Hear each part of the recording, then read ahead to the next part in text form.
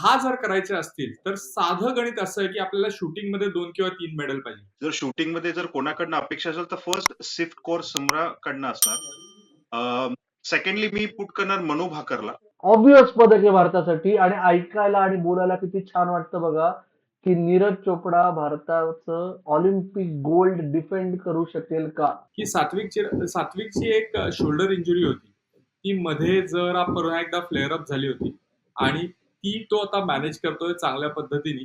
So माझी म्हणजे देवाकडे प्रार्थना एवढीच असेल की ह्या टुर्नामेंट मध्ये ती इंजुरी पुन्हा फ्लेअर अप होऊ नये. निखत फॉर शुअर मला वाटतं ती डेफिनेटली पोडियमवर फिनिश होईल, कारण की तिचा जो एव्हरी मेजर टुर्नामेंट मध्ये 2 टाइम वर्ल्ड चॅम्पियन आहे, एशियन गेम्स मध्ये मेडल आहे, Commonwealth games medal. PV Sindhu सारखंच तिला सुद्धा मोठ्या टुर्नामेंट मध्ये ती आपला बार रेस करते. तर मला वाटतं निखत नक्की मेडल जिंकेल. कारण विनेश ही खेळाडू म्हणून खूप मोठी होती, पण दाखवायला तिच्याकडे काही नाही. आणि 50 मध्ये जर ती मेडल नाही काढू शकली तर मला वाटतं विनेशच्या लेगसीचा प्रश्न उभा राहणार. आपली पिढी, आपल्या तिघांची पिढी आपण वाढलो की आलं तर ऑलिम्पिक मध्ये हॉकीमध्ये मेडल येईल. ते कधी येणार अखेर आपल्याला केस पांढरे व्हायची वेळ आली मेडल येईपर्यंत. टोकियोमध्ये तो मेडलचा दुष्काळ संपला. आदिती अशोक मागच्या वेळी 4th आली होती, पण मला आदिती अशोक पेक्षा यावेळेस दीक्षा डागरवर थोडा कॉन्फिडन्स जास्त आहे. महाराष्ट्रातल्या खेळाडूंनी जरी जिंकलं तरी ते महाराष्ट्राचं क्रेडिट आहे असं मानण्याची काही कारणच नाही. असं इथपासूनच आपली सुरुवात आहे. ते 117 खेळाडू आणि 140 ऑफिशियल्स घेऊन चाललंय. तर ते ऑफिशियल्स ऑलिम्पिक मध्ये रूढार्थाने वापरलं जातं. ते व्यस्त प्रमाण जस्टिफाईड आहे का नाही?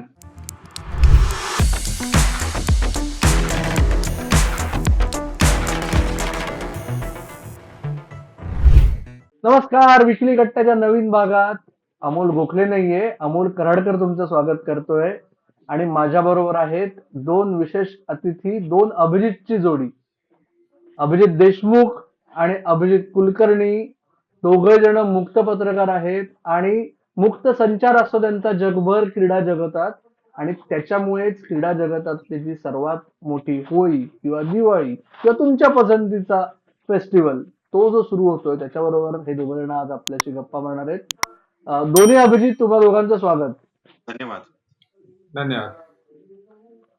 येस, तर तुमच्या लक्षात आलेलंच असेल की लीप वर्ष आलं म्हणजे ऑलिम्पिक्स मध्ये मोठी उडी मारायचं वर्ष आलं असं आम्ही मेजॉरिटी आत्ता जे आपले लिस्नर्स आहेत किंवा व्ह्युअर्स आहेत, आपल्या पिढीला आपण फक्त मेजॉरिटी आतापर्यंत असं व्हायचं की कधीतरी उडी मारली जाईल बाबा कुठली तरी. तर अखेर 2021 ला टोकियोमध्ये लीप वर्ष नव्हतं कोविडमुळे, पण तरी तेव्हा अखेर ती झेप घेतली गेली भारतीय क्रीडा क्षेत्राची. 7 मेडल्स. म्हणजे क्रिकेट प्रेमी म्हणतील की तिथेही काय तो हॅशटॅग वगैरे असतो थलावाला, तो मुद्दा नाहीये. पण 7 मेडल्स टोकियोमध्ये भारताने जिंकली, जो विक्रम होता. 2024 मध्ये भारत अजून ती टॅली वाढवणार का आणि भारताकडून नक्की काय अपेक्षा आहेत याबद्दल आज दोन्ही अभिजित आपल्याशी बोलणार आहेत. Abhijit Deshmukh, 2016 Rio, 2021 Tokyo, 2020 Tokyo, आता 2024 ला पॅरिसला पण जेव्हा एपिसोड रिलीज होईल तेव्हा तुम्ही पोहोचला असाल. तुमच्या काय अपेक्षा आहेत भारताकडून ओव्हरऑल? ओव्हरऑल माझ्या आणि सगळ्या देशाच्याच अपेक्षा असेल की जे आपण टोकियोमध्ये 7 मेडल जिंकले होते त्याचा आकडा सहजपणे पार केला पाहिजे अशी अपेक्षा आहे. थोडं टफ वाटतंय. काही ऍथलीट्स कडनं तर डेफिनेटली मेडल्स जिंकणारच आहे, पण काही ऍथलीट्स आहे की जे 50-50 चान्सेस वाटतात. पण तिथे गेल्यानंतर हा ऑल एक प्रेशरचा गेम असतो, कारण की ऑलिम्पिक्स मध्ये मेडल जिंकणं खूप खूप अवघड आहे. तर जो ऍथलीट प्रेशर व्यवस्थितपणे हँडल करेल, मला वाटतं तो ऍथलीट मेडल नक्की जिंकेल. ओके. 16 डिसिप्लिन्स मध्ये भारताचे 117 ऍथलीट्स प्रतिनिधित्व करणार आहेत भारताचं ऑलिम्पिक्स मध्ये. नंबर आणि डिसिप्लिन्स दोन्ही विक्रम नाहीये, पण मेडल टॅली महत्वाची आहे. अभिजित कुलकर्णी, तुमचा लाडका बॅडमिंटन बद्दल आपण नंतर बोलू, पण ओव्हरऑल तुमच्या अपेक्षा काय आहेत? 7 मॅच होणार का 7 मॅच झाले तर बोनस? माझ्या मते साईनी आणि एकूणच सगळ्यांनी यावेळेला 10चं टार्गेट ठेवलेलं आहे. आणि थोडंसं पेसिमिझम एवढ्यासाठी की 10 आपण म्हणतोय, पण त्याच्यासाठी जर आपण बघितलं तर ज्या खेळात आपल्याला जास्त मेडल मिळतात, रेसलिंग आणि बॉक्सिंग, त्याच्यात यावेळेला खरं म्हणजे आपली संख्या कमी झाली आहे. जे काही रेसलिंगचा तमाशा झाला त्याच्यामुळे झाली आहे आणि बॉक्सिंगमध्ये पण आपली संख्या तशी कमी झालेली आहे. पण माझ्या मते 10 जर करायचे असतील तर साधं गणित असं आहे की आपल्याला शूटिंगमध्ये 2 किंवा 3 मेडल पाहिजे. मागच्या वेळेला शूटिंगनी गोंधळ घातला, त्याच्या आधी रिओमध्ये पण शूटिंगनी गोंधळ घातला आणि आपल्याला 10ला जायचं असेल तर आपल्याला शूटिंगमध्ये 2 ते 3 मेडल्स पाहिजे. नाहीतर आपण 10च्या आसपास पोहोचू शकणार नाही. 7चा आकडा गाठणं शक्य आहे कागदावर तरी, कारण ह्या वेळेला बॅडमिंटनमध्ये पण आपल्याला कमीत कमी 2 मेडलची अपेक्षा आहे. रेसलिंगमध्ये आपल्या मुलींची संख्या वाढली आणि मुलींकडून मेडल्सची अपेक्षा आहे. मुलगा तर एकच जातोय, त्याच्याकडून पण मेडलची अपेक्षा आहे. बॉक्सिंगचं मी सांगू शकत नाही, कारण ज्या पद्धतीने ड्रॉ येणार आहे त्याच्यावर खूप अवलंबून असतं बॉक्सिंगचं. पण मागच्या वेळेला पण आपल्याला बॉक्सिंगला एकच मेडल मिळालं होतं. त्याच्यामुळे बॉक्सिंगमधून एक जरी मेडल मिळालं तरीही आपण 7चा आकडाच्या जवळपास जाण्याची शक्यता नाकारता येत नाहीये. काय होईल, जसं अभिजित देशमुख म्हटला की काय होईल तिथे हे सांगणं खूप अवघड असतं. म्हणजे आपण लंडनमध्ये 6 जिंकलो होतो. रिओमध्ये आपल्याकडून अपेक्षा होत्या आणि शूटिंगनी गोंधळ घातल्यामुळे आपल्याला रिओमध्ये काहीच मिळू शकलं नाही. अगदी शेवटच्या दिवसापर्यंत आपल्याला वाट बघावी लागली की काय होईल. त्यामुळे काय होईल हे सांगणं अवघड आहे, पण कागदावर तरी आपल्याला 6-7 मेडल्स मिळू शकतात आणि जर शूटिंगनी जर खरंच हात दिला तर आपण तो 10चा आकडा गाठू शकतो. रिओ आणि टोकियो जे शूटिंग इव्हेंट्स कव्हर केले होते, तर शूटिंग एक खूप अवघड म्हणजे फोकसचा गेम आहे आणि जे मागच्या 2 ओलिम्पिक्समध्ये आपण मेडल जिंकलो आणि शूटिंगमध्ये त्याचा एखादा प्रेशर असू शकतो या शूटर्सवर. तुम्ही जर बघितलं की 21 शूटर्स आपले क्वालिफाय झाले, खूप मोठा आकडा आहे तो. पण तिथं जे प्रेशर असतं ते प्रेशर फार फार अवघड आहे. मला सुद्धा अपेक्षा आहे की काही शूटर्स जिंकू शकतात. पण जे मी टोकियो ऑलिम्पिक्समध्ये बघितलं होतं की काय वातावरण असतं तिथं, किती अवघड जातं. एक जरी पहिल्या दिवशी जर सौरभ चौधरीचा मेडल नव्हता आला, त्याच्याकडनं सर्वात जास्त अपेक्षा होती. त्याच्यानंतर पूर्ण शूटिंग कंडिशनवर त्याचा कसा परफॉर्म झाला, मला वाटतं ते फार इम्पॉर्टंट राहणार आहे. फायनल्समध्ये नक्कीच काही शूटर जाणार, पण त्यातनं कोण जिंकेल? कारण की चायनाचे शूटर्स आहे, यूएसए आहे, मेक्सिको बऱ्याचशा देशाचे शूटर आहेत. त्यामुळे मी अपेक्षा अशी करतो की नक्की काही मेडल येणार, पण मी सरप्राईज नाही होईल जर शूटिंगमध्ये भारताचं एक सुद्धा मेडल नाही. ओके, मला आता एक सांगा, शूटिंग बद्दल मलाही थोडंसं ऍड करायला आवडेल. पण आपण कसं करायचंय मग? आपण स्पोर्ट वाईज डिस्कस करायचंय का म्हणजे मेडल कंटेंडर्सच्या बाबतीत? कारण का 16 पैकी 7 किंवा 8 मेन आपल्या डिसिप्लिन्स आहेत की जिकडे आपण मेडल्स एक्सपेक्ट करतोय. तर कसं बरं पडेल तुम्हाला? इंडिव्हिज्युअल्स पेक्षा डिसिप्लिन वाईज जाऊया आपण एक क्रीडा प्रकाराबाबतीत. Discipline wise. ओके, मग आपण आहोत शूटिंगवर, तर सुरुवात शूटिंग वरून करू की आता तुम्ही दोघं जे म्हणलात त्यात फक्त मला एक मुद्दा विचारायचा आहे तुम्हाला की जसं आता अभिजित म्हणला 21 रेकॉर्ड शूटर्स क्वालिफाय झालेत, कोटा भारताचे होते. मी चुकत नसेल तर 27 मिडल कॅटेगरीमध्ये भारताचे शूटर्स कम्पीट करणार आहेत आणि माझा जो लिमिटेड अभ्यास आहे त्यावरून मिक्स्ड टीम रायफल आणि पिस्टल दोन्ही इव्हेंट्स मध्ये भारताचा सर्वात चांगला चान्स आहे. कारण बाकी सगळ्या देशांमध्ये एवढे कोटा आलेले नाहीयेत. त्याच्यामुळे प्रत्येकाकडे 3 शूटर्स चांगले आहेत का, मेल फिमेल, हा सर्वात मोठा मुद्दा आहे. त्यामुळे मला तरी असं वाटतंय की हा भारताचा सर्वात चांगला चान्स आहे का? तुमचं काय वाटतं? तुम्हाला काय वाटतं शूटिंगच्या बाबतीत? मिक्स मध्ये मला वाटतं भारताचा सर्वात मोठा चान्स शूटिंग मध्ये आहे सिर्फ Kaur Samra 50 metre rifle 3 position women's मध्ये. कारण की येस, येस. एशियन गेम्स मध्ये तिचं गोल्ड मेडल आलं होतं आणि ISSF वर्ल्ड कप मध्ये सुद्धा त्यांनी खूप उत्तम परफॉर्म केलं. तर मला असं वाटतं की जर शूटिंग मध्ये जर कोणाकडनं अपेक्षा असेल तर फर्स्ट सिफ्ट कॉर सिमरा कडनं असणार. सेकंडली मी पुट करणार मनू भाकरला. Although right. टोकियो ऑलिम्पिक्स मध्ये मी तिथं होतो ज्यावेळेस त्याची 10 metre rifle 10 metre air pistol event मध्ये तिची बंदूक खराब झाली होती आणि त्याच्यानंतर तिने जे कमबॅक केलं होतं, ती क्वालिफाय नाही होऊ शकली फायनलसाठी, पण तिने जे कमबॅक केलं होतं त्यानंतर तिनं जे उत्कृष्ट परफॉर्मन्स केला होता, मला वाटतं ती मेंटली खूप स्ट्रॉंग आहे. तो एक अनफॉर्च्युनेट तर मनू भाकर कदाचित क्वालिफाय झाली असती आणि खूप अवघड गेलं. त्यानंतर ती बरेचशा इव्हेंट्स मध्ये मेडल जिंकू नाही शकली. मी नॅशनल गेम सुद्धा कव्हर केलं होतं 2022 मध्ये. तिथं ती फायनल मध्ये सुद्धा टॉप 3 मध्ये नव्हती. पण ज्या प्रकारे तिनं कमबॅक केलंय, आय थिंक मेंटल जे खूप मोठा ऍस्पेक्ट तो तिच्यात आहे. मला वाटतं मनू भाकर सुद्धा फायनलमध्ये तिचे चान्सेस खूप जास्त आहे आणि ती यावेळेस 3 इव्हेंट्समध्ये जसं टोकियोमध्ये होते त्यावेळेस 10 मीटर, 25 मीटर आणि मिक्समध्ये सुद्धा ती खेळतीये. तर हेच यावर्षी आहे. One of the good thing मी म्हणेल की जसपाल राणा तिचा जो पर्सनल कोच आहे त्याच्यासोबत ती परत आली आहे. टोकियोमध्ये ती दुसऱ्या कोच सोबत होती. पण जेव्हा तुमचं यु नो जो मेंटर आहे जसपाल राणा तिच्यासोबत जेव्हा ते मला असं वाटतं तिचे चान्सेस पण आहे यावेळेस पोडियमवर फिनिश होण्याचे. मी जे म्हणतोय की जो अभिजित म्हटला ना की मेंटली किंवा ते प्रेशर कसं हँडल करणार आहे. म्हणजे मी नुसता पत्रकार म्हणून नाही, पण मी ह्यातल्या कित्येक शूटर्स बरोबर वैयक्तिकरित्या माझ्या ते लहान असताना त्यांच्याबरोबर काम केलेलं आहे in terms of their development process.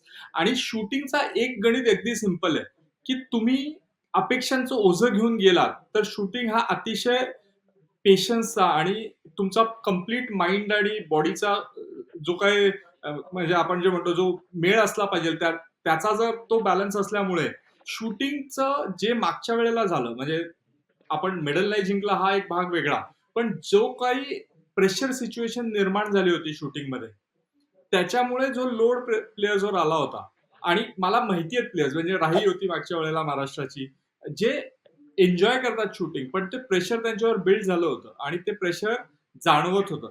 ह्या वेळेला जसं अभिजित म्हटला की आपल्या जसपाल राणा असणं मनू भाकरला नक्कीच फायदेशीर राहणार आहे कारण कुठेतरी तुम्हाला मागे कोण आहे त्याचा फरक पडतो. म्हणजे मला आठवतंय की ज्या वेळेला गगन नारंग जिंकला होता आणि त्याच्यात एक किस्सा आहे की गगन नारंग 2012 मध्ये जेव्हा मेडल जिंकला होता तेव्हा गगन नारंगला मध्येच ब्रेक घ्यायला लावला होता त्याच्या कोचने आणि त्यांनी काय केलं हे कधी कोणी म्हटलं नाही की ऍक्च्युली काय चाललं होतं त्या दोघांमध्ये. पण माझी जे माहिती आहे त्याच्याप्रमाणे असं होतं की त्याला ऍक्च्युली त्यांनी व्हिडिओ गेम दाखवला होता त्याचं डोकं त्याचं माइंड रिलॅक्स करण्यासाठी ऍक्च्युली कारण प्रेशर जाणवायला लागलं होतं त्याला. सो ज्या अशा वेळेला मला माहिती आहे हे एक चांगलं झालं या वेळेला की तुमच्या पर्सनल कोचेस जे जात आहेत त्यांना तुम्ही इतके चांगले माहितीये की तुमच्या बॉडी लँग्वेज वरून त्यांना ते अनालिसिस करून कदाचित तुम्हाला ती मदत करता येणार. मागच्या वेळेला तुम्ही नॅशनल कोचेस पाठवून दिले होते, पर्सनल कोचेस नव्हते. त्याच्यामुळे जेव्हा प्लेअरवर प्रेशर येतं आणि तुम्ही फक्त काही महिनेच राहिलेल्या कोच बरोबर त्याचं रिडिंग आणि ज्याच्याबरोबर तुम्ही लहानपणापासून आहात त्याचं रिडिंग मध्ये खूप फरक पडतो. राईट. सो तो जो भाग आहे तो आता बघायचा आहे की तो कशा पद्धतीने हँडल करतात. ओके. मी तर शूटिंग बद्दलची समरी, शूटिंग मधली मिडल टॅली प्रेडिक्शन द्या तुम्ही दोघं. रंग जर नको, पहिल्या नंबर. जर काय जर काय पहिल्या अपेक्षा दिवशी आहे? आपल्याला मेडल मिळालं जर पहिल्या दिवशी आपल्याला मेडल मिळालं तर आपण 3 पर्यंत पण जाऊ शकतो. अ, आपण पहिल्या दिवशी सुरुवात मला कशी करतो याच्यावर ठरवू. पहिल्या मला दिवशी आकडा हवाय. मला थोडं अवघड वाटतंय mix rifle event sorry mix pistol event मध्ये. पण पहिल्या दिवशीच मनू भाकरचं क्वालिफिकेशन असणार आहे. तर मला असं वाटतंय की मनू भाकर आणि बाय द वे यावेळेस खूप वेगळं झालंय की आपण नेहमी बघतो की क्वालिफिकेशन झाल्यानंतर एक 2 तासांनी फायनल इव्हेंट असतं पण यावेळेस तसं नाहीये. यावेळेस फायनल इव्हेंट्स काही दुसऱ्या दिवशी आहे. त्यामुळे जो शूटर चांगली झोप घेईल मला वाटतं तो चांगला परफॉर्म करेल फायनल मध्ये. मला असं वाटतं की सेकंड डे आपल्याला एक मेडल येणं अपेक्षित आहे. मी 0 टू मेडल्स हे एक माझं गणित आहे. आज मी जे म्हणलं की जे मी बघितलंय टोकियोमध्ये आणि रिओमध्ये मी सरप्राईज नाही की भारत एक मेडल सुद्धा नाही जिंकल. पण मला वाटतं 0 टू 2 हा एक एक फेअर मेडल टॅलीसाठी आकडा असेल शूटिंग. शूटिंग वरून जाऊया. एक ऑब्विस इव्हेंट की जो ऑब्विसली ऍथलेटिक्स मध्ये ऍथलीट्स अनेक, पदक एक अशी जी अवस्था आहे. ऑब्विस पदक आहे भारतासाठी आणि ऐकायला आणि बोलायला किती छान वाटतं बघा की नीरज चोपडा भारताचं ऑलिम्पिक गोल्ड डिफेंड करू शकेल का. 2012 साली शेवटचं हे आपण ऐकलं होतं अभिनव बिंद्राच्या बाबतीत. तेव्हा अभिनव शेवटच्या फेरीत अडखळला. पण यावेळेस नीरज फेवरेट आहे आपल्या सर्व भारतीयांच्या दृष्टीने. पण टोकियोपेक्षा फील्ड जास्त मोठं आहे. फॉर्म मध्ये असणारे भालाफेक करणारे ऍथलीट्स जास्त आहेत यावेळेस आणि अ, अपेक्षांचं ओझं, मैदानात असलेली गर्दी, या सगळ्या याच्यात नीरज पुन्हा एकदा त्याचं जे रेप्युटेशन आहे big match player, big tournament player, ते कामी येईल. अभिजित देशमुख. मला वाटतं असं नीरजनी सिक्रेट सॉस रेसिपी त्याला सापडली आहे. कारण की मला आठवत नाही की लास्ट टाइम तो पोडियमवर कधी नव्हता. टोकियोवर मला खरं खूप मी स्वतःला भाग्यशाली म्हणेल, की मला त्याचं सुवर्ण गोल्ड मेडल ऐतिहासिक मोमेंट विटनेस करायला मिळाला. नीरजची एक खासियत आहे, की तो मे बी एखादाच नर्व्हस असतो, पण जेव्हा तो ट्रॅकवर जातो, त्याने मला असं सांगितलं, की मी आय फील कम्फर्टेबल तिथं. मग त्याच्यामुळे आणि टोकियोमध्ये जेव्हा सकाळच्या वेळी क्वालिफिकेशन होतं, बाय द वे पॅरिसमध्ये सुद्धा सकाळी क्वालिफिकेशन असणार आहे आणि फायनली संध्याकाळच्या वेळी असणार आहे. तर त्याची एक स्ट्रॅटेजी असते, की जर तापमान खूप असेल, तर तो जास्त वर्कआउट करत नाही बिफोर द फायनल्स. तो टाइम देतो स्वतःला टेम्परेचरला सेट व्हायला आणि त्यानंतर मग ट्रॅकवर जाऊन तो त्याचं व्यवस्थिशीर कमी वॉर्मअप करतो आणि त्याला एक ते कळून आलं की कुठल्या टेम्परेचरमध्ये कुठल्या सिच्युएशन मध्ये कसं करायचं. तर नक्कीच नीरज चोप्रा हा डेफिनेटली पोडियमवर असणार आहे. जर तो नाही जिंकला तर खूप खूप मोठं सरप्राईज असणार आहे आणि ओव्हर द इयर्स त्याने जो पॉवर परफॉर्मन्स दिलाय तर सगळ्यांनाच अपेक्षा आहे की नीरज डेफिनेटली पोडियमवर फिनिश होईल. जसं अभिजित देशमुख म्हटला, की नीरज चोपडाला पीक कसं करायचं ह्याचं एक सायन्स बसवलेलं आहे. तो एकतर खूप जास्त स्पर्धेत खेळत नाही आणि जेव्हा खेळतो तेव्हा तो त्याच्या पीकवर येतो. त्यामुळे नीरजकडून मेडल अपेक्षित नक्की आहे. पण आता 2 नवीन नावं पण आलेली आहेत आणि यावेळेला लोकं जास्त तयार पण असतील. तर बघायचंय, की यावेळेला काय होतं. पण मला वाटतं मेडल नक्की येण्याची शक्यता आहे. जसा आपण विषय झाला की आपण सगळेजण साध्या मराठीत होप आणि प्रे करूया की नीरजचं गोल्ड मेडल यावेळेस सुद्धा डिफेंड करता येईल त्याला. याहून शुद्ध मराठी आजकाल बोलणं अलाउडच नसतं ना, म्हणजे आपण सर्वजण आशा करूया आणि प्रार्थना करूया की नीरजचं सुवर्ण पदक तो अबाधित राखेल. म्हणजे नक्की काय म्हणायचंय म्हणतात लोक आजकाल. तर असो, विषयांतर झालं. आता म्हणजे 8 ऑगस्टला नीरजची फायनल अपेक्षित आहे. त्याच्या आदल्या दिवशी भारताचा अजून एक शुअर शॉट मिळेल असं आपण समजून चालू. पण त्याच्यानंतर जो अभिजित कुलकर्णीने आता उल्लेख केला की ते मोठ्या सिच्युएशन्सला त्याला काय करायचंय सगळं माहिती आहे. आता तुम्ही दोघं बोललात त्या बाबतीत पी व्ही सिंधू त्या बाबतीत तिचा हात कोणी धरू शकत नाही की मध्ये काही केलं किंवा नीरजच्या एक्झॅक्टली ऑपोजिट यावेळेस आहे की सर्वात जास्त टुर्नामेंट ती खेळली आहे कदाचित टॉप 10 वर्ल्ड प्लेयर्स मधली यावर्षी महिला सिंगल्स मध्ये. पण पी व्ही सिंधू ही नंबर 1 मेडल कंटेंडर नाहीये भारताची. अं, अर्थात सात्विक चिराग आहेत. बॅडमिंटन कडून काय अपेक्षा आहेत अभिजित कुलकर्णी? मी नाही मान्य करणार की पी व्ही सिंधू हे मेडल कंटेंडर नाहीये. कारण जसं सात्विक जसं आपण आता म्हणत होतो की नीरजला पीक कसं करायचं हे हे हे त्याला जमतं. तसं सिंधूला आहे ना, सिंधूला काही महत्वाच्या टुर्नामेंट्सला स्वतःचा बार रेज करता येतो. म्हणजे सिंधू ही अशी खेळाडू आहे जी सायना आणि सिंधू मधला एक बेसिक फरक आहे. सायनाला प्रत्येक स्पर्धेत तेवढंच चांगलं खेळायला आवडतं आणि सिंधूला काही स्पर्धा खूप महत्वाच्या वाटतात आणि ऑलिम्पिक हा त्यातला एक एक भाग आहे. त्याच्यामुळे सिंधू मेंटली आणि फिजिकली तयार असेल हे हे याच्या बाबतीत कुठलंच माझ्या मनात शंका नाही की सिंधू मेंटली आणि फिजिकली ऑलिम्पिकसाठी तयार असणार आहे. आता मुद्दा एवढाच आहे की मागच्या काही वर्षात सिंधू जे काही खेळली आहे तिला तितकंसं जे बदल तिने आता घडवलेत की ती प्रकाश सरांकडे गेली खेळायला, त्याच्यानंतर आता ती आगूज बरोबर ट्रेनिंग करते. सो मला फक्त सिंधूचा तेवढाच एक हे आहे की सिंधू ह्या वेळेला मेंटली फिजिकली पेक्षा टॅक्टिकली कशी तयार होती.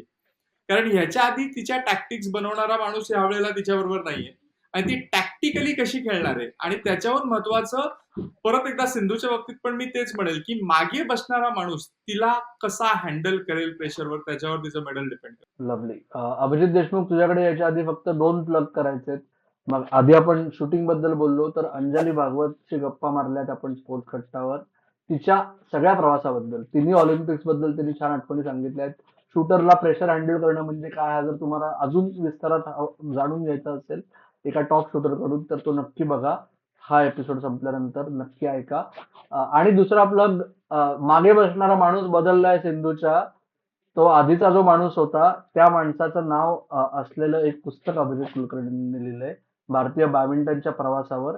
इंग्रजीतलं पुस्तक आहे. जर तुम्हाला एका खेळाचा प्रवास जाणून घ्यायचा असेल आणि त्याची प्रगती त्याच्या मागची कारणं तर ते पुस्तकही नक्की वाचा. द गोपीचंद फॅक्टर नावाचं पुस्तक आहे अभिजित कुलकर्णींनी लिहिलेलं. बास याहून चांगलं बोलू शकत नाही अभिजित कुलकर्णी तुझ्याबद्दल मी. अभिजित देशमुख, बॅडमिंटन कडून अपेक्षा. ऑफकोर्स चिराग आणि सात्विक तर फेवरेटच आहे.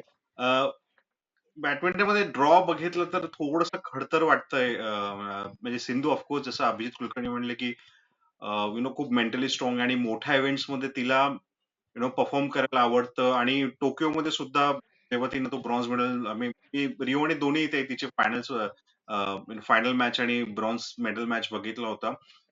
पण ब्रॉन्झच्या वेळी आम्हाला थोडंसं डाऊट वाटत होता, पण तिनं जसं कमबॅक केलं त्या सिच्युएशन मध्ये, कारण की ती ताई जुजूंकडनं सेमीफायनल मध्ये फार वाईट पद्धतीने हरली होती.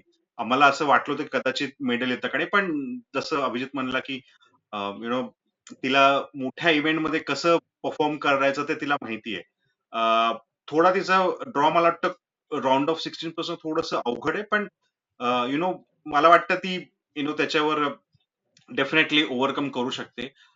सिंगल्स मध्ये मेन सिंगल्स मध्ये लक्ष्यचं मला वाटतं थोडंसं ड्रॉ अवघड आहे. ग्रुपमध्येच त्याला जोनाटन क्रिस्टी आहे, त्यामुळे मला थोडंसं अवघड वाटतंय लक्ष्य सेनचं नॉकआउट मध्ये जायचं. पण ओव्हरऑल एक मेडल तरी आपलं डेफिनेटली येणारच आहे बॅडमिंटन असं वाटतं, आणि सिंधूला सुद्धा मी कन्सिडर करेल, त्यामुळे मला 1 किंवा 2 मेडल बॅडमिंटन कडनं नक्कीच अपेक्षित आहे. ओके. अभिजित, सात्विक, चिराग किती फेवरेट्स आहेत पोडियमवर फिनिश होण्यासाठी? कुलकर्णी. माझ्या मते सात्विक चिराग हे इव्हन गोल्डसाठी पण फेवरेट्स आहेत. एक तर पॅरिसचा जो व्हेन्यू आहे तो त्यांच्यासाठी त्यांच्या खेळण्याच्या पद्धतीसाठी चांगला आहे, कारण तो फास्ट व्हेन्यू आहे. आणि सात्विक चिराग हे खूप अग्रेसिव्ह प्लेयर्स आहेत आणि त्याच्यामुळेच फ्रेंच ओपन त्यांनी दोनदा जिंकली, एकदा वेगळ्या व्हेन्यूवर आणि यावर्षी 2024 मध्ये जो ऑलिम्पिकचा व्हेन्यू आहे त्याच व्हेन्यूवर. एकच गोष्ट जी मागच्या काही महिन्यात झाली एकच गोष्ट जी मागच्या महिन्यात झाली आणि ज्याची मला थोडीशी चिंता आहे की सात्विकची एक शोल्डर इंजुरी होती. ती मध्ये जरा पुन्हा एकदा फ्लेअर अप झाली होती आणि ती तो आता मॅनेज करतोय चांगल्या पद्धतीने. सो माझी म्हणजे देवाकडे प्रार्थना एवढीच असेल की ह्या टुर्नामेंट मध्ये ती इंजुरी पुन्हा फ्लेअर अप होऊ नये. आणि जर तसं नाही झालं तर माझ्या दृष्टीने ज्या पद्धतीचा ड्रॉ आलेला आहे त्यांना गोल्ड मेडलचे दावेदार आपण मानू शकतो, कारण व्हेन्यू पण त्यांच्या सोयीचा आहे, ड्रॉ पण चांगला आलेला आहे. सो माझ्या मते ते मेडलचे दावेदार 100% आहे. ओके. म्हणजे आपलं काय एकमत आहे तुमच्या दोघांचं की बॅडमिंटन मध्ये एक नक्की, कदाचित 2 मेडल? पुढे जाऊया. परत एक. हा, बोल ना, काय म्हणत होतास का तू कुलकर्णी? 2 मेडल्स बॅडमिंटननी ह्यावेळेला 2 किंवा 3 असं लिहून दिलेलं आहे, पण एकूणच जो मेन्स सिंगल्सचा ड्रॉ आलाय तो इतका भयानक आलेला आहे की मी मी मी परवा कोणाशी तरी बोलत होतो की जोनाथन क्रिस्टी ऐवजी अँथनी जिंटिंग असता तर मी म्हटलं असतं 99% लक्ष्य सेन क्वालिफाय होणार आहे. पण Jonathan Christie is a different kind of a player. परत जो ऑलिम्पिक्स आणि एशियन गेम मध्ये जसा खेळतो तसा बीडब्ल्यूएफ टूरवर कधीच खेळत नाही. सो तो एक राईट. प्रकार आहे. पण माझ्या मते लक्ष्य जर तिथून निघाला तर मी लक्ष्याला मेडल कंटेंडर मानेन, कारण लक्ष्यचं असं आहे की लक्ष्य जर पहिले म्हणजे जे आपण म्हणतो ना तावून सुलाखून निघतात, तसं लक्ष्य जर पहिले 2 राऊंड टफ असले आणि तो चांगला खेळून गेला तर त्याचा जो स्वतःवरचा कॉन्फिडन्स आहे ना तो त्याला मोठ्या मॅच मध्ये पुढे घेऊन जातो. यावेळेस राईट. लक्ष्य चांगलं खेळलाय. ऑल इंग्लंड ओपनच्या तो सेमीफायनल मध्ये पण पोहोचलाय तो, आणि मला वाटतं युरोपमध्ये जेव्हा तो खेळतो तो त्याचा बार रेज होतो लक्ष्याचा. पुढचा मुद्दा, जे दुसरं शुअर शॉट मेडल असं आपण धरून चालूया. ऑगस्ट 8 ला नीरज आपला उल्लेख झाला. ऑगस्ट 7 ला मीराबाई चानूचा इव्हेंट आहे. एकच वेटलिफ्टर चाललेला आहे यावेळेस भारताचा आणि तो नक्की मेडल कंटेंडर आहे. सामान्य क्रीडा चाहत्यांना वाटत असेल की मागच्या वेळेस सिल्वर म्हणजे यावेळेस गोल्ड येणार का, तर थांबा, ती चायनीज जी आहे ना ती 5% वगैरे परफॉर्मन्स तिचा पुढे मीराबाईच्या. आणि यावेळेस मीराबाईलाही नीरज सारखंच म्हणेन मी की 4 कंटेंडर्स आहेत उरलेल्या 2 पदकांसाठी, असं आपण धरून चालू. तर मीराबाई परत इंजुरी प्रोन आहे, ती फार स्पर्धा खेळलेली नाहीये. मीराबाई कुठपर्यंत पोहोचू शकेल अभिजित देशमुख?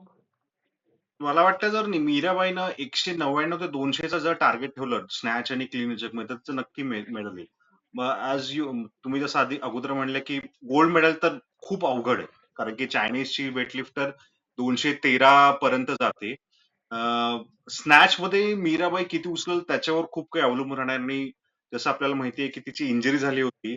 मला वाटतं जर तिनं जे परफॉर्मन्स कॉमनवेल्थ गेम्स 2022 मध्ये केलं होतं, तो परफॉर्मन्स अराउंड रिपीट केला. आय थिंक ती मेडल बनेल, कारण की तिच्या कॉम्पिटिशन मध्ये USA आणि थायलंड चे वेट लिफ्टर आहेत. आय गेस इथिओपियाचे पण एक एक वेट लिफ्टर आहेत. हे 3 वेट लिफ्टर सेकंड आणि थर्ड पोझिशन साठी असणार आहे. तर जर मीराबाई ऍज नॉर्मल जर तिनं वेट लिफ्ट केलं तर डेफिनेटली ती पोडियमवर असणार आहे. त्यामुळे तिच्याकडनं सुद्धा अपेक्षा आहे. मीराबाईकडून अपेक्षा आहेत हे मान्य आहे. पण मला म्हणजे कदाचित मी एवढं बघितलं नाही किंवा तिला भेटलेलो नाहीये. पण मला अजूनही तिच्या आहे ना फिटनेसवर साशंकता आहे, की ती किती फिट आहे. आणि प्लस मागच्या वेळेला माझ्या मते मी जर चुकत नसेल तर थायलंड पण नव्हतं मागच्या वेळेला ऑलिम्पिक्समध्ये बिकॉज ते बँड होते. ह्या वेळेला थायलंडचे पण वेट लिफ्टर येणार आहेत. त्याच्यामुळे मेडल जिंकणं आणि गोल्ड तर जसं म्हटलं की चायना खूपच पुढे आहे. पण मेडल जिंकण्यासाठी पण मीराबाईला जरा जास्त मेहनत आहे ह्यावेळी. येस, जसं मी म्हणलं की एक रुमेनियन, एक US ची वेटलिफ्टर, थाई वेटलिफ्टर आणि मीराबाई या 4 वेटलिफ्टर्स 2 मेडल्ससाठी एकमेकांची स्पर्धा करणार आहेत. आणि जसं आमच्या स्पोर्ट्स स्टार मध्ये जोनाथन सेल्वाराज मीराबाईच्या कोचशी बोलत होता, तेव्हा त्यांनी सांगितलं त्याला की बाकीच्यांचा जो बेस्ट आहे ना, तो मीराबाईच्या ऍव्हरेजच्या जवळ आहे आता. त्याच्यामुळे ते होप करतायत की मीराबाई अजून 10% परफॉर्मन्स वर केला की तिचं सिल्वर मेडल सेफ होईल, अशी आता रिअलिस्टिक अपेक्षा आहे. तर यावर आपलं एकमत आहे की इथे एक मेडल आपण नक्की समजू. पुढचा ऑब्व्हियसली सुरुवातीला उल्लेख झाला रेसलिंग आणि बॉक्सिंग. बॉक्सिंग मध्ये माझ्या मते 3 मेन मेडल कंटेंडर्स आहेत: लवलीना, निखत झरीन आणि अमित पंघल. अमित पंघल मागच्या वेळची डिसअपॉइंटमेंट होती, तरी यावेळेस जर मेन मध्ये असेल तर अमित सोडून बाकी कोणी डायरेक्ट मिडल कंटेंडर आहे असं आता तरी वाटत नाही. तुमच्या लोकांचं काय म्हणणं आहे, अभिजित देशमुख? निखत फॉर शुअर मला वाटतं ती डेफिनेटली पोडियमवर फिनिश होईल, कारण की तिचा जो एव्हरी मेजर टुर्नामेंट मध्ये 2 टाइम वर्ल्ड चॅम्पियन आहे, एशियन गेम्स मध्ये मेडल आहे, Commonwealth games medal. PV Sindhu सारखंच तिला सुद्धा मोठ्या टुर्नामेंट मध्ये ती आपला बार रेस करते. तर मला वाटतं निखत नक्की मेडल जिंकेल. लवलीला सुद्धा मी चान्स आहे, कारण की तिची सीडेड होण्याचे चान्सेस खूप आहे, आणि सीड झाल्यामुळे तिला 2 बाउट्स जिंकले तर तिचं मेडल कन्फर्म होणार आहे. टोकियोला हेच झालं, तिने 2 बाउट जिंकले आणि क्वार्टर फायनल म्हणजे राऊंड ऑफ 16 क्वार्टर फायनल झालं. त्यामुळे क्वार्टर फायनल जिंकल्यामुळे ती मेडल शुअर झालं. अमित पंघाल मला 50-50 चान्सेस वाटतंय. त्यामुळे मला असं वाटतं की निशान देव सुद्धा खूप चांगला बॉक्सर आहे, आणि मागच्या काही कॉम्पिटिशन मध्ये खूप चांगले परफॉर्म केलंय. पण मला 2 पेक्षा मी जास्त अपेक्षा करणार नाही बॉक्सिंग मध्ये. निखत फॉर शुअर, आणि मे बी एक अजून लवलीना किंवा निशान देवर मी अमित पेक्षा जास्त bet. ओके. अभिजित कुलकर्णी? अमितच्या बाबतीत जे अभिजित म्हटला त्याच्या बाबतीत मी सहमत आहे. कारण मी यावेळेला ते जवळजवळ सगळ्या बाउट्स ज्या दाखवल्या गेल्या ऑलिम्पिक क्वालिफायर मध्ये शेवटच्या त्या पाहिल्या, आणि तो कन्व्हिन्सिंग जिंकलेला नाही. कुठेतरी तो थोडासा लकी पण होता की तो क्वालिफाय झालेला. आणि ज्या पद्धतीने बॉक्सिंग चाललंय परत एकदा बॉक्सिंग मध्ये जे काही मागच्या 7-8 वर्षात झालंय त्याच्याप्रमाणे, त्यामुळे आपण खरंच प्रेडिक्ट करणं खूप अवघड आहे की काय होईल. पण निखत झरीन ही ज्या लेवलवर खेळते ती लेवल खूपच जास्त चांगली आहे. त्यामुळे निखतचं मेडल आपण अपेक्षित धरू शकतो, आणि आलं तर एखादं. त्यामुळे 0 ते 2, पण एक असं मी म्हणेल की एक यायलाच पाहिजे, नाहीतर आपण बॉक्सिंग मध्ये फेलियर झालो. राईट, म्हणजे 1 ते 2 म्हणूया आपण, 0 ते 2 पेक्षा. 2 मेन डिसिप्लिन्स उरले आहेत माझ्या दृष्टीने. राष्ट्रीय खेळाबद्दल येऊ आणि त्याच्यानंतर अर्थात आपण महाराष्ट्राच्या पार्टिसिपेशन बद्दल बोलू. महाराष्ट्रातल्या ऍथलीट्स कडून काय अपेक्षित आहे. बॉक्सिंग नंतर दुसरा मुख्य खेळ रेसलिंग. रेसलिंग यावेळेस पुरुषांकडून खरंच काही अपेक्षा आहेत का, आणि महिलांकडून विनेश आणि रितिका हुड्डा सोडून पलीकडे अजून काही सरप्राईज कंटेंडर आहे का तुमच्या दृष्टीने, अभिजित देशमुख? मला वाटतं अंतिम पंघाल कंटेंडर आहे, कारण की ती सीडेड सुद्धा आहे. मला वाटतं जर रेसलिंगचं सर्वात मोठं होप जे असेल ते अंतिम पंघालकडनं. ती क्वालिफाय झाली वर्ल्ड चॅम्पियनशिप मध्ये जेव्हा त्यानं मेडल जिंकलं जस्ट 2023च्या एशियन गेम्स पूर्वी. मला वाटतं मला एक्झॅक्टली आठवत नाही कुठं झाली होती ती वर्ल्ड चॅम्पियनशिप. तिथं तिनं ब्रॉन्झ मेडल जिंकून क्वालिफाय झाली होती. तर ती एकमात्र अशी रेसलर आहे ज्यांनी वर्ल्ड चॅम्पियनशिपमध्ये मेडल जिंकून क्वालिफाय केलं. त्याच्यानंतर मला असं वाटतं की रितिका हुड्डा सुद्धा एक एक आहे होप. पण मी शुअर शॉट नाही म्हणू शकता. तिचा परफॉर्मन्स चांगला राहिलाय बऱ्याच मागच्या टुर्नामेंट्समध्ये. पण तिची जी 57 किलो कॅटेगरी ती खूप खूप अवघड असते. इव्हन अमन सेहरावत सुद्धा त्याच मेन्समध्ये 57 कॅटेगरीमध्ये तर आणि Aman by the way seeded सुद्धा आहे. पण सांगणं खूप अवघड आहे.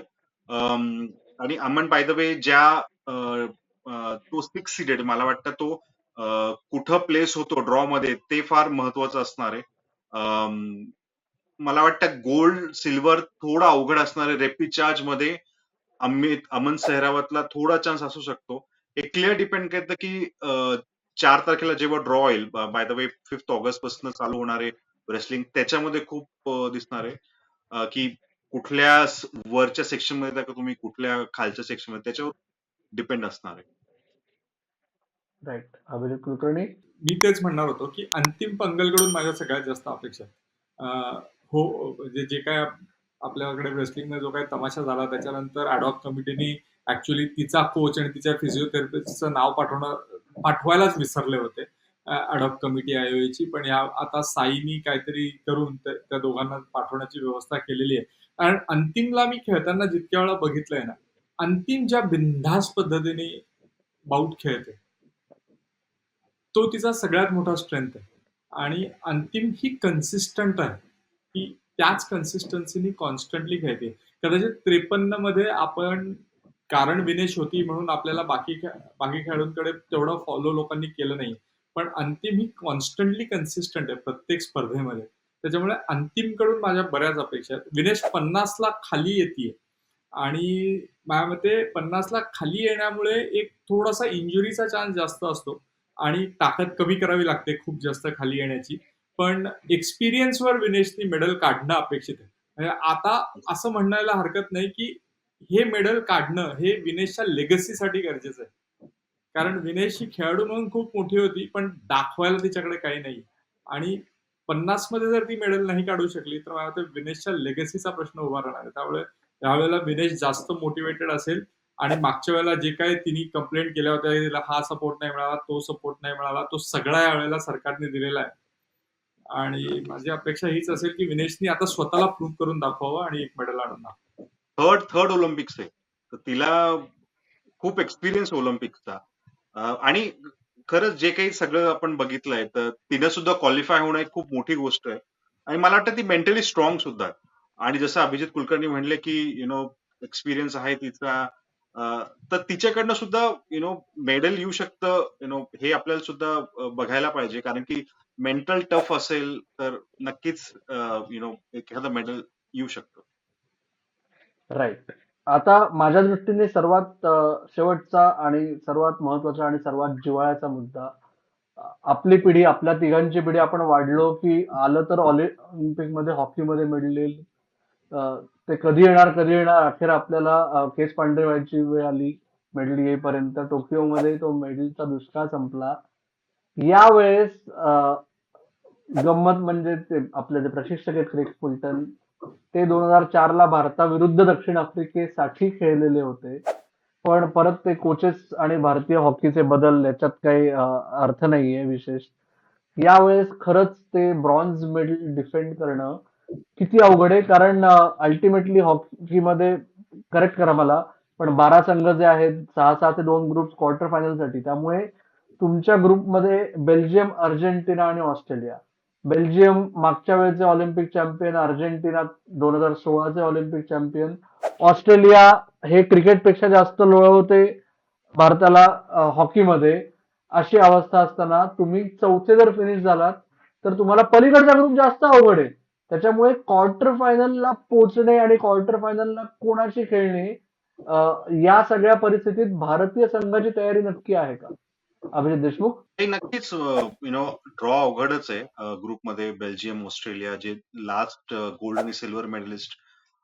पण मला वाटतं की डेफिनेटली क्वार्टर फायनल मध्ये आपण पोहोचू. आपण जे परफॉर्म केलंय मागच्या टोकियो ऑलिम्पिक्स नंतर सुद्धा आपण जर्मनी सारख्या संघाला हरवलंय, बेल्जियम सारख्या संघाला सुद्धा हरवलंय.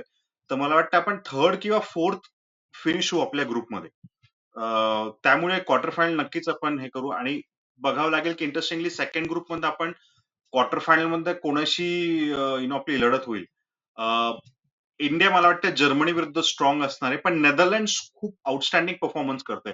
आणि बाय द वे जेव्हा पॅरिसमध्ये ऑलिम्पिक्स होत आहे, तर फ्रान्स सुद्धा दुसऱ्या ग्रुपमध्ये त्यांनी चांगला परफॉर्म केलाय. मागच्या 2 वर्षापूर्वी जेव्हा भारतात अंडर 19चं वर्ल्ड कप झालं होतं, तेव्हा त्यांनी भारताला हरवून ब्रॉन्झ मेडल जिंकलं होतं. तर फ्रान्स सुद्धा दुसरीकडून चांगलं परफॉर्म करताय. तर हे सुद्धा बघावं लागेल. भारताचं खरं म्हणजे क्वार्टर फायनलमध्ये भारत कोणाशी खेळणार याच्यावर खूप डिपेंड असणार आहे. पण जर क्वार्टर फायनल जिंकलं तर मला वाटतं जो एक आईस ब्रेकर होऊन जाईल भारताची, यार आपण आता परत पोडियमवर फिरू शकतो. तर क्वार्टर फायनल सामना फार महत्वाचा असणार. मेडल जिंकायला हवं असं सगळ्यांना आपल्याला आशा करायला हरकत नाहीये. पण ज्या पद्धतीने आपण खेळतो, आपण हॉकी चांगली खेळतोय. म्हणजे मी जर बघितलं तर मागच्या 2 वर्षापासून आपण चांगली अग्रेसिव्ह हॉकी खेळतो. पण कुठेतरी मला असं वाटतंय, की जे मागच्या वेळेसचं जे बॉन्डिंग टीममध्ये होतं किंवा जी हे होती, ती मला मागच्या 6 महिन्यात ॲक्चुअली दिसलेली नाही. इन द सेन्स की होतं काय, की म्हणजे मी मध्ये एका फॉर्मर ऑलिम्पियनशी बोलत होतो काहीतरी वेगळ्या कारणासाठी हॉकीच्या आणि त्याचं नेहमी म्हणणं होतं, की आम्ही शेवटचे जे 2 ते 3 मिनिटात ढेपाळतो ना, त्याचं खरं म्हणजे कारण हे असतं, की आमचं कोऑर्डिनेशन मार खातं. आणि जर आत्ताच्या मागचे काही सामने बघितले, आता आपण 3-4 सामने मला वाटते बेल्जियम आणि ह्यांच्याबरोबर खेळलो.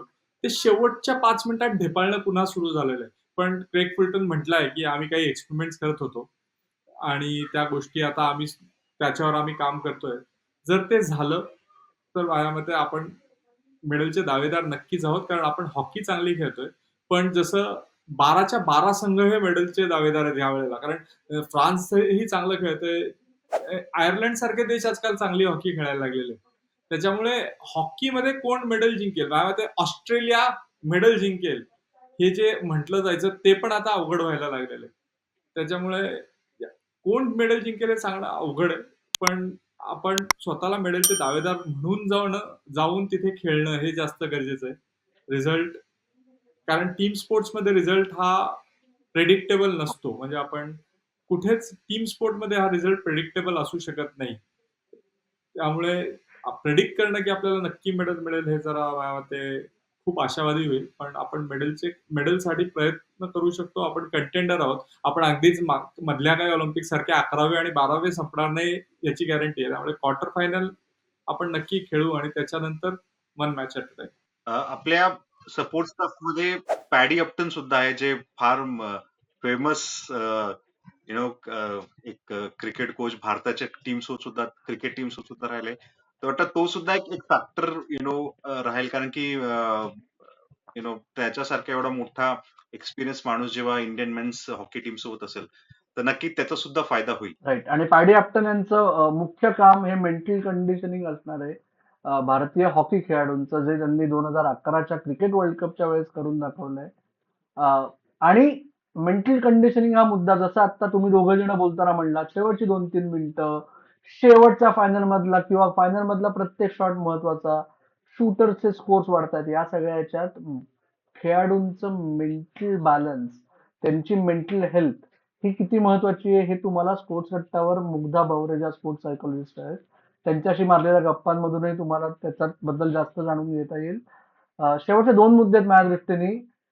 आता आपण हे मेन मिडल डिसिप्लिन सोडल्या, या सोडून सरप्राईज पॅकेज जर कुठलं मेडल अपेक्षित असेल तर ते कुठे येऊ शकेल? मला वाटतं गोल्फमध्ये सरप्राइझिंग फॅक्टर आहे. अदिती अशोक मागच्या वेळी फोर्थ आली होती, पण मला अदिती अशोक पेक्षा यावेळेस दीक्षा डागरवर थोडा कॉन्फिडन्स जास्त आहे. तिनं काही मागच्या जितक्या टुर्नामेंट होतं गोल्फमध्ये खूप उत्कृष्ट प्रदर्शन केलं होतं आणि बाय द वे तिचं पॅरालिम्पिक्स मध्ये सुद्धा मेडल आहे. तर त्यामुळे ती जे परफॉर्म करते तिच्यावर प्रेशर नसणार आहे, कारण की तिच्याकडे अपेक्षा कोणी करत नाहीये. तर मला वाटतं दीक्षा डागर एक एक गोल्फ मधनं आपण सरप्राइझिंग फॅक्टर बघू शकतो. पण अगेन इट कम्स की पहिल्या 2 दिवसात तुम्ही किती परफॉर्म करता. तुम्ही जर टॉप 4 मध्ये असेल तरच तुम्ही गोल्फमध्ये मेडल जिंकू शकता. कारण की 5व्या किंवा 6व्या पोझिशनवरनं टॉप 3 मध्ये ना खूप अवघड असतं. राईट. कुलकर्णी? मला वाटतं सरप्रायझिंग फॅक्टर म्हणण्यापेक्षा आहे ना, मी म्हणेल की I would love to see one player winning a medal आणि माझ्या मते दॅट प्लेयर इज दीपिका कुमारी.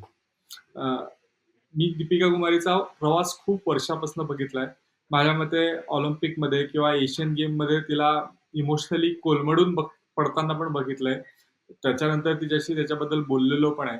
आणि जेव्हापासून दीपिका आई झाली आहे ना, त्याच्यानंतरचा दीपिकाचा जी बॉडी लँग्वेज आहे किंवा जी खेळण्याची तिची जी लय पकडलेली आहे ना, ती खूप वेगळी आहे. म्हणजे पहिल्यांदा असं मला वाटायला लागलंय, की मी दीपिका कुमारी आहे, ह्याचं प्रेशर न घेता खेळतीये. आणि जर दीपिका कुमारीचं नुसतं निव्वळ टॅलेंटवर गेलो, तर तिला प्रत्येक ऑलिम्पिकला मेडल मिळायला पाहिजे होतं. आणि तो हा जो एन्जॉय करण्याचा फेज तिने सुरू केला आई झाल्यानंतर, की आता काय मला एन्जॉय करू दे. अ, मी आता माझ्याकडे अपेक्षांचे ओझं न घेता खेळायचा प्रयत्न करते. ते जर ती तिथे मेंटेन करू शकली, तर माझ्या मते Deepika Kumari would be a definite medal contender for India. Right. माझ्या सरप्राईज पॅकेज मध्ये पर्सनली माझं आर्चरीमध्ये एक बदल यावा असं मला वाटतं. कारण काय तो एक खेळ आहे, की जिकडे कायम ते भारताचं जे ऐन वेळेला फुस होतं, हे जे साधारण क्रीडा फॅनला वाटतं ना, ते जोपर्यंत होत नाही तोपर्यंत आर्चरीला ती मान्यता मिळणार नाही. आणि मला स्वतःला असं वाटतं, तू म्हणलास त्याच्यात कुठलंही दुमत नाही, पण तरी दीपिकापेक्षा धीरज बोम्मादेवर हा जास्त स्ट्रॉंग मेडल कंटेंडर होऊ शकतो. त्यांनी नुकतंच एका कोरियनला सुद्धा हरवलंय, की जे म्हणजे न विचार करण्यासारखी गोष्ट होती आत्तापर्यंत सर्व आर्चरी जगतासाठी, फक्त भारतीयांसाठीच नाही. त्याच्यामुळे धीरज आणि दीपिका किंवा धीरज किंवा दीपिका, अं, चुकून संघाचं काही भलं झालं तर आपला महाराष्ट्राचा प्रवीण जाधवही संघात आहे. तर मला असं वाटतंय की तुम्हाला दोघांना अजून काही ऍड करायचं नसेल मिडल कंटेंडर्स बद्दल, तर आपण महाराष्ट्राकडून अपेक्षा काय आहेत या मुद्द्यावर चर्चा करूया. नाही, मेडल्स बद्दल नाही, पण म्हणजे फक्त जर म्हणायचं झालं तर अजून काही लोकांचे जे परफॉर्मन्स आपल्याला खरंच बघण्यासारखे आहेत. मला अविनाश साबळे खरंच किती पुश करू शकतो हे बघायचंय. महाराष्ट्राचा आहे. आणि माझ्या मते महाराष्ट्राचा चिराग शेट्टी नंतर सगळ्यात टॉपचा परफॉर्मर अपेक्षित आहे. बरोबर. त्यामुळे अविनाश साबळे किती पुश करू शकतो, कारण अविनाश साबळेनी फायनली फॉरेन कोच बरोबर ट्रेनिंग करायला सुरुवात केली आहे या ऑलिम्पिक्सच्या आधी. इतके राईट. वर्ष त्याचा एक हे होता, की मी इंडियन कोच बरोबरच ट्रेनिंग करतोय. दुसरं आणि मग मला कुठेतरी बघायचंय, की आपली टेबल टेनिसची टीम म्हणजे शरद, आणि तो कदाचित तुझा प्रांत जास्त मोठा आहे. पण शरद जसं म्हणतो, की आम्ही टीममध्ये क्वालिफाय झाल्यावर we are a better team than individual players. So मला बघायचंय, are we really a better team and what do you think? Because you know this player, म्हणजे तुला ही प्लेयर्स वैयक्तिक सगळे माहिती. राईट. टेबल टेनिस मध्ये मी तुम्हाला सांगतो की पदकांची अपेक्षा करू नका. इतिहास ऑलरेडी घडलाय. भारत म्हणजे शरद कमल भारताचा ध्वजधारक, ज्याला मराठीत फ्लॅग बेरर म्हणतो आपण, तो आहेच आहे. पण त्याहून मोठा इतिहास घडलाय, की पुरुष आणि महिला संघ ऑलिम्पिकमध्ये टेबल टेनिसचा समावेश 1988 साली झाल्यापासून पहिल्यांदा संघ म्हणून क्वालिफाय झालेत. आणि जी खरंच मोठी गोष्ट आहे, त्यामुळे भारताचे 8 ऑलिम्पियन टेबल टेनिसचे अचानक झालेले आहेत. त्यातल्या 6 ऑफिशियली खेळणार आहेत, 2 राखीव आहेत. ती ती ती सर्वात मोठी गोष्ट आहे. पदक अपेक्षा करू नका. टीम इव्हेंट्स मध्ये टेबल टेनिसचा ड्रॉ 24 जुलैला आहे. त्याच्यामुळे पहिली राऊंड कोणाबरोबर मिळते याच्यावर अवलंबून आहे. कारण काय, भारत क्वालिफाय झाला असला तरी पुरुषांमध्ये महिलांमध्ये 16-16 टीमचा नॉकआउट ड्रॉ आहे. त्याच्यामुळे पहिली राऊंड प्री क्वार्टर फायनल जी तुम्हाला येणार टॉप 4 पैकी एक टीम, ती कुठली येणार याच्यावर अवलंबून आहे. आणि त्या ह्याच्यातही पुरुषांपेक्षा महिलांचं पारडं थोडंसं जास्त जड आहे. कारण त्यांनी आत्ता नुकतंच वर्ल्ड चॅम्पियनशिप मध्ये चायनाच्या टीमला हरवू शकल्या असत्या, अशा पोझिशन मध्ये त्या होत्या. म्हणजे त्या मेडल कंटेंडर आहेत असं मी म्हणत नाही, पण क्वार्टर फायनलला जर पोहोचलं दोन पैकी एक संघ तरी, आणि सिंगल्स मध्ये 4 सिंगल्स प्लेअर पैकी कुठलाही एक खेळाडू जर टॉप 16 मध्ये पोहोचला, उपांत्यपूर्व फेरी ज्याला मराठीत प्री क्वार्टर फायनल म्हणतात, तर टेबल टेनिससाठी, भारतीय टेबल टेनिससाठी खूप मोठी उपलब्धी असेल ती. ओके. माझा जिव्हाळ्याचा मुद्दा तुमच्या दोघांपैकी कोणीतरी काढला, त्यामुळे मंडळ अत्यंत आभारी आहे. पण मी अभिजित, स्टेजा अर्जुनाला हा. खूप बघायसाठी एक्सायटेड आहे ती यावेळेस कसं परफॉर्म करेल, कारण की कॉमनवेल्थ गेम्स मध्ये ती खूप उत्कृष्ट खेळली. तिनं शरद सोबत गोल्ड मेडल सुद्धा जिंकला होता मिक्स डबल्स मध्ये आणि खूप यंग आहे. खूप खूप एक्सायटेड आहे मी तिला ऑलिम्पिक्स मध्ये. तिचं पहिलं ऑलिम्पिक्स असणार आहे. श्रीजाचं पहिलं ऑलिम्पिक्स असणार आहे. जाऊ दे. चुकून काही बरं केलं तर मी जास्त बोलेन या विषयावर. नाहीतर आपण बोलत राहू पुढचा 1 तास, म्हणजे मी बोलत राहीन. पण असो. महाराष्ट्राच्या बाबतीत 5 महाराष्ट्राचे ऍथलीट्स आहेत. त्यातल्या दोघांचा उल्लेख आता अभिजित कुलकर्णींनी केला. तिसरा म्हणजे चिराग शेट्टी आणि अविनाश साबळे, हे दोघांचा उल्लेख त्यांनी केला. आर्चरीचा विषय होता. आपण प्रवीण जाधवचा उल्लेख केला. उरलेल्या दोघांकडून काय अपेक्षा ठेवायची रे अभिजित देशमुख? स्वप्नील कुशाळे शूटिंग मध्ये मेन्स 50 मीटर रायफल 3 पोझिशन मध्ये आहे. शूटिंग अगेन खूप अवघड आहे. स्वप्नील चांगला शूटर आहे, पण त्याच्याकडनं मेडलची अपेक्षा थोडंसं अवघड आहे. पण तो सरप्राइझिंग फॅक्टर असू शकतो, कारण की जेव्हा तुम्हाला मेडलचं ओझं असतं तेव्हा तुम्ही एक फ्रीली खेळू शकता. त्यामुळे अपेक्षा करणं स्वप्नीलकडे थोडीशी अवघड आहे. पण जर त्यांनी आणि तो एक्सपिरियन्स शूटर आहे आणि वर्ल्ड चॅम्पियनशिप मध्ये सुद्धा खेळलाय, एशियन गेम्स मध्ये सुद्धा तो खेळलाय. तर नेव्हर नो, सरप्राइझिंग फॅक्टर जेव्हा तुमच्याकडे अपेक्षा नसतात तेव्हा तुम्ही कदाचित मेडल आणू शकता. राईट. अभिजित, या 5 जणांपैकी कोणाबरोबरचा फार एखादा किस्सा आहे तुझ्याकडे? आत्ता कुलकर्णी, मग देशमुख. किस्सा असा नाही, म्हणजे मी जेव्हा बघतो हे 5 जणांकडे, तेव्हा चिराग शेट्टी ऑब्व्हियसली आपला सगळ्यात मोठा मेडल कंटेंडर आहे. किस्सा म्हणण्यापेक्षा म्हणजे थोडासा ग्राउज आहे. म्हणजे आता टीकात्मक बोलायचं, ऑलिम्पिक्स आहे तरी ठीक आहे म्हणून बोलायचं का नाही. पण मागच्या ऑलिम्पिक पासून मी बघत आलेलो आहे की आपण मागच्या ऑलिम्पिकसाठी टॉप्स सारखंच महाराष्ट्र सरकारने पण एक मोठा कार्यक्रम केला होता की आम्हाला ऑलिम्पिकमध्ये मेडल जिंकायचंय, आम्हाला सगळं करायचंय. आणि त्यावेळेला मी वाद घातला होता, कारण आपले खेळाडू ऑलिम्पिकला क्वालिफाय झाल्यावर ऑलिम्पिकच्या 15 दिवस आधी आपल्या सरकारने त्यांच्यासाठी 50-50 लाख रुपये त्या खेळाडूंना दिले होते. आणि तयारीसाठी. मी हा प्रश्न तयारीसाठी 15 दिवसापूर्वी स्पर्धेच्या, आणि त्यावेळेला आणि मजेची भाग म्हणजे त्यांनी 65 खेळाडूंची यादी त्याच्या आधी केली होती की हे सगळे आमचे 65 खेळाडू ऑलिम्पिकच्या पात्रतेसाठी शक्यता आहे. आणि जी काय ज्या पद्धतीने ती लिस्ट बनवली होती त्याच्यात जिम्नॅस्टिक, फेन्सिंग आणि रेस्लिंगचे जास्त लोक होते. त्यामुळे आपण एकूणच ज्या पद्धतीने ऑलिम्पिकची तयारी करतोय, त्यामुळे महाराष्ट्रातल्या खेळाडूंनी जरी जिंकलं तरी ते महाराष्ट्राचं क्रेडिट आहे असं मानण्याची काही कारणच नाही. असं इथपासूनच आपली सुरुवात आहे. पण आता ह्या 5 खेळाडूंपैकी अविनाश साबळे परत एकदा त्यांनी रनिंग करायला सुरुवात केली आर्मीमध्ये जाऊन. तो आर्मीमध्ये जायच्या आधी खेळाडूच नव्हता. स्वप्नील कुसाळे हा खूप वर्षापासून शूटिंग करतो आहे, पण जसं म्हटलं की तो काय म्हणतात ना, एक जर्नीमॅन आहे. तो क्वालिफाय होतोय ऑलिम्पिकला, तो एशियन गेम्सला जातोय, पण त्याचा असा स्कोर नाहीये की त्याच्याकडून अगदी काहीतरी स्पेशल गॅरंटेड आहे. सर्वेश कुशारे हा रँकिंगवर क्वालिफाय झालेला आहे. माझ्या मते म्हणजे त्या हायजम्प मध्ये क्वालिफाय होणं हीच एक अचिव्हमेंट आहे. सो सर्वेश कुशारेनी त्याचा पर्सनल बेस्ट दिला तरीही त्याचं ऑलिम्पिक सार्थकी लागलं. अभिजितने पण ही लोक बघितलेली आहेत. हो, हो.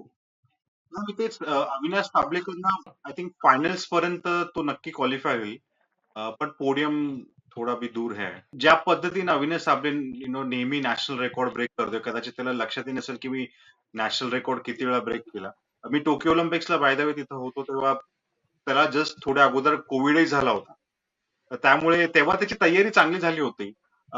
पण ऑफकोर्स तेव्हा सुद्धा अपेक्षित नव्हतं मेडलचं. यावेळेस सुद्धा अपेक्षित नाही, पण फायनलमध्ये नक्कीच अविनाश साबळे पोहोचेल आणि मला वाटतं फायनलमध्ये सुद्धा पोहोचणं एक फार फार मोठी गोष्ट आहे.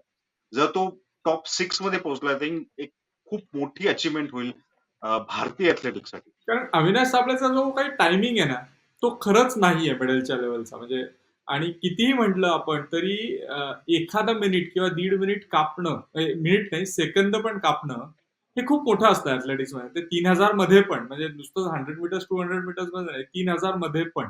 आणि टॅक्टिकल रेस म्हणजे 3000 स्टिपल्सची कधी-कधी एक टॅक्टिकल रेस आहे. ती स्लो करता येते आणि केनियन्स, इथिओपियन्स कधी-कधी ती स्लो करतात आणि ती स्लो झाली तर आपल्या प्लेयरला चान्स असतो. पण आपला एकच खेळाडू आहे. त्यामुळे तो स्वतःचा टॅक्टिकल रेस त्याला त्याची पळायची. पण ॲज अ रेस टॅक्टिक्स जी केनियन्स, इथिओपियन्स करू शकतात ते तो करू शकणार नाही. त्याच्यामुळे मेडल्सची अपेक्षा करणं खूपच अवघड आहे. अगदीच त्याचं नशीब बलवत्तर असेल आणि त्या दिवशी रेस खरंच स्लो झाली. जसं आपल्याकडे एकदा माझ्या मते मागच्या एशियन गेम्समध्ये झालं. 1500 मध्ये आपला एक खेळाडू गोल्ड जिंकला. कारण ती रेस खूपच स्लो झाली आणि ती टॅक्टिकली कोणीतरी स्लो केली होती. पण तरीही जसं अभिजित देशमुख म्हटला, माझ्या मते तो पहिल्या 6 मध्ये आला तरी खूप मोठी अचीव्हमेंट आहे. मेडलची अपेक्षा लास्ट करणं लॅप काही खूप अर्थ नाही. इम्पॉर्टंट असणार आहे.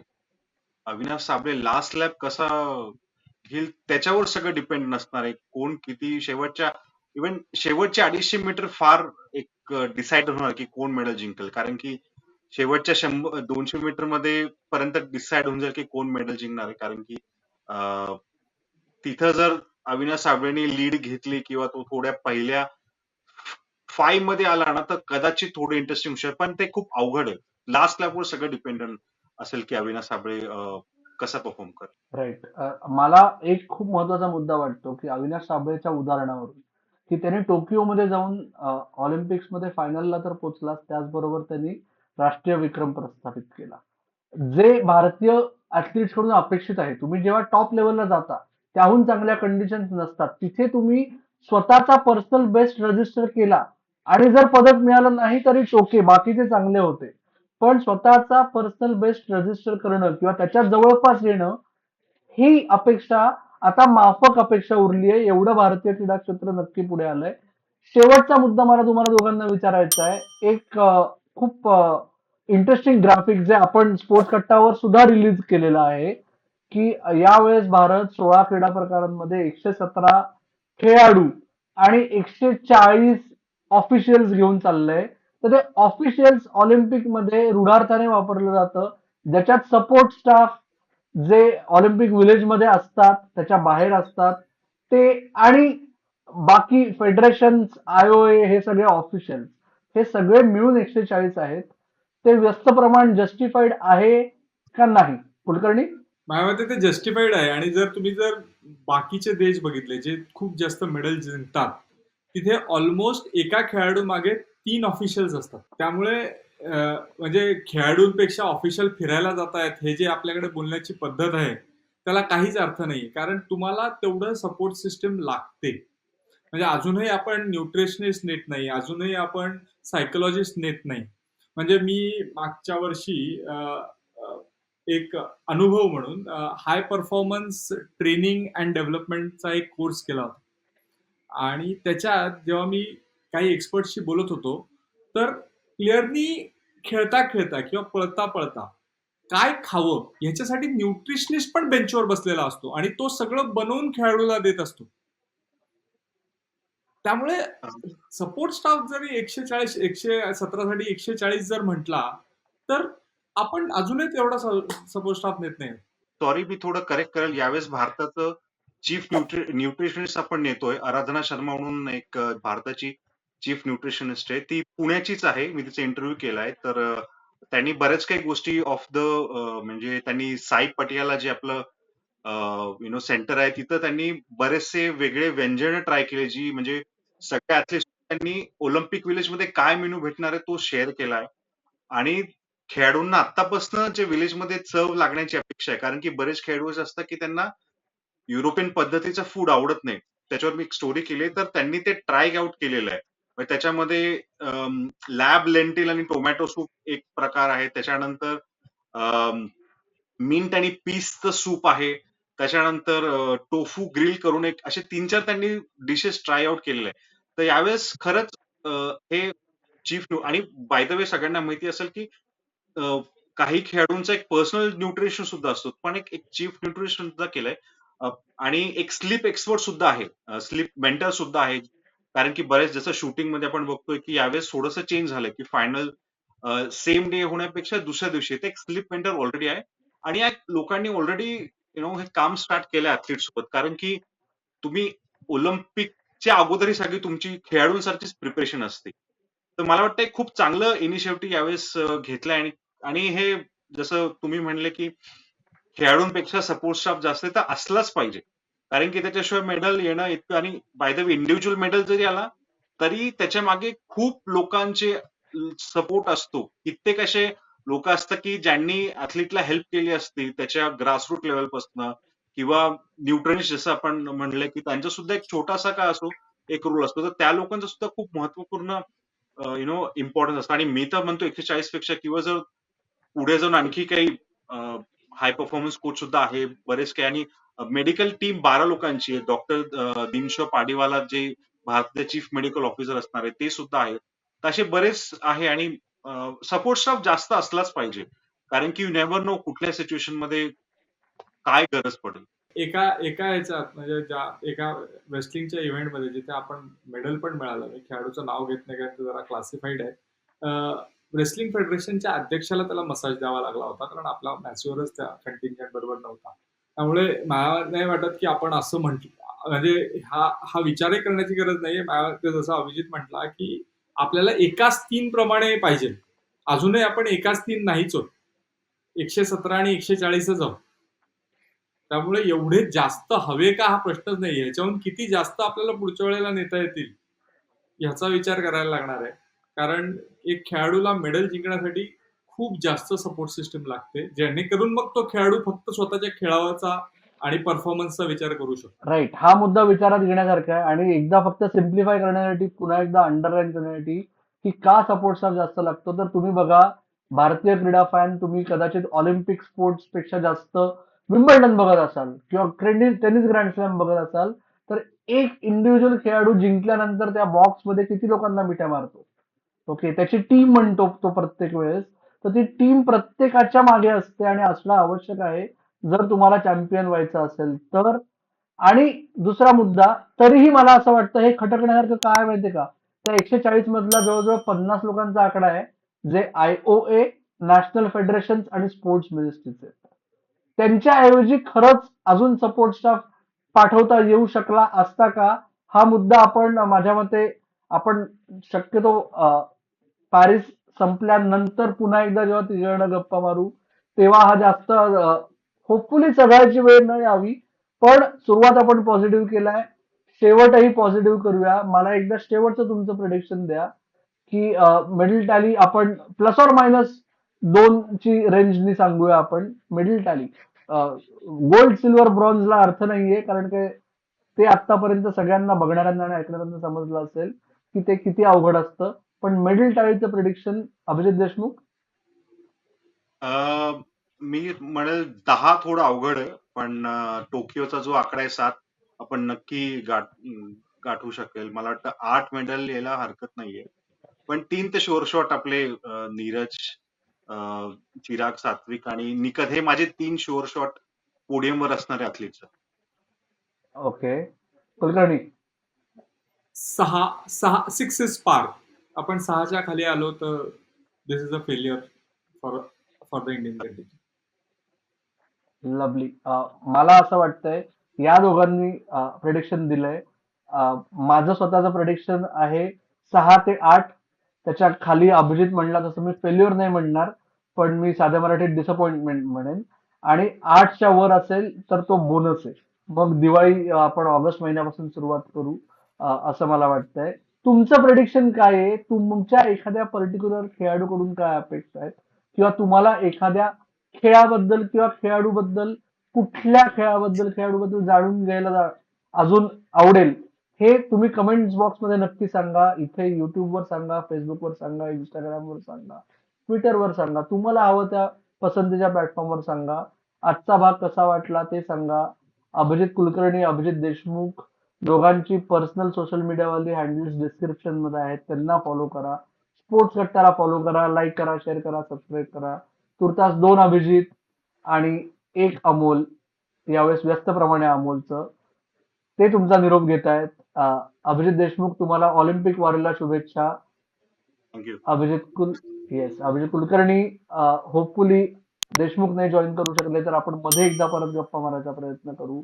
तुम्ही वेळ दिलात त्याबद्दल धन्यवाद. आणि मित्र हो, अच्छा. तुम्ही मात्र ऐकत राहा, बघत राहा आणि आमची वाट पाहत राहा. धन्यवाद.